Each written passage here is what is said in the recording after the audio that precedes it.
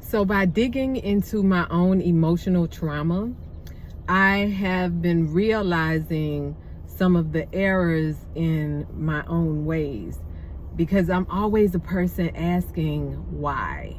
Why am I doing this? Why am I going against myself? What is behind that energy? But furthermore, what causes human nature to be so destructive to itself, right? And I think about nature as a whole. I mean, we have winter, spring, summer, and fall as the seasons, but we have storms throughout all of these seasons. And so is that nature purging itself of the impurities? Yes, makes sense to me. But when we decide to put impurities in, what are we doing? Why are we becoming so disruptive within our own counsel, within our own thinking? Like, why don't we take better control of our discipline and our structure? Because when we decide to take control and take responsibility for our own actions, then we can produce the results that not only we need, but that our world needs from us. But we are so disruptive within.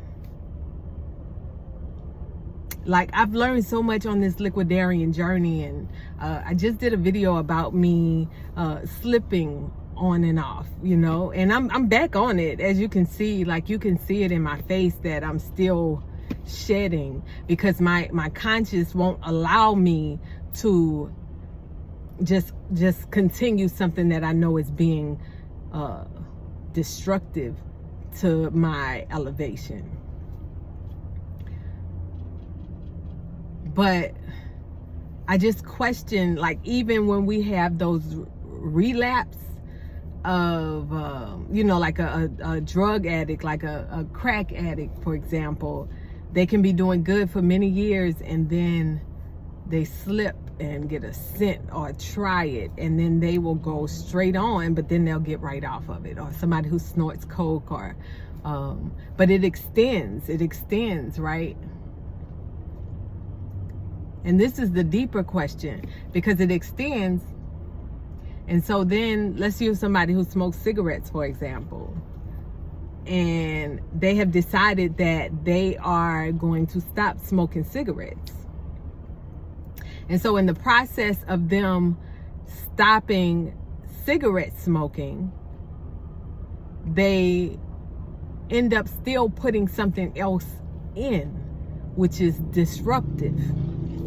So they will end up, most of the time, you'll see a lot of people who stop smoking cigarettes will gain weight, because they still haven't dealt with that emotional trauma that the cigarette was satisfying in the first place. So they were putting a toxin in regardless. They were putting a toxin in by doing the cigarette, right? But then they stop the cigarette, but then they start putting the toxin in with the food. Like, the body is still calling for that same emotional fulfillment, even though you've stopped one habit. So you just stopped one habit and changed it to another, but it's still a vice because it has control over you. So what I'm digging in is, why do we have this vice? Why why is it so hard?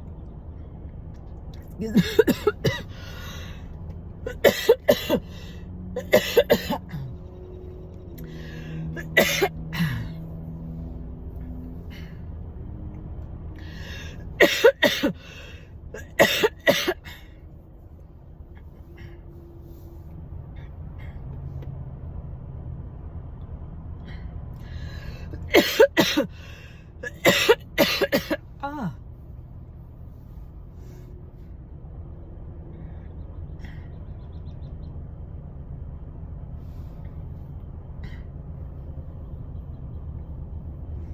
Why is it so hard for us to let go of that emotional trauma?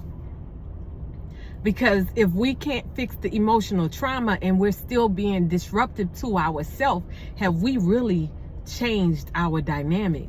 Have we really elevated if we can't conquer that emotional issue that is causing us to relapse? Even for me, I'm talking about for me. I'm not ever not talking about me. Because I used to smoke cigarettes, by the way, quickly. I wasn't a chain smoker, though. I only smoked when I drank. But that's another story. But the key is to let go of the emotional baggage that we are suppressing within. And I don't know where that starts. I'm still figuring it out. Like I said in my last video, I had a relapse with food. And though it was satisfying and tasty, according to the parasites in my body, it was still a problem. And I knew that I was ingesting a problem. But I chose to still do it. Why is that, right? And I'm back on liquids, no doubt about it. I'm back on liquids. But it's just the idea. Like, I love to dig into why we do stuff. So, if you have any reason of how we learn to let go finally of that emotional trauma that we are satisfying with our cigarette, with our drugs, with our food, with our shopping, with our greed, let me know in the comments. I love y'all. Follow me on all social media at The Real Tony Hickman, except for Twitter. For Twitter, I am just Tony Hickman.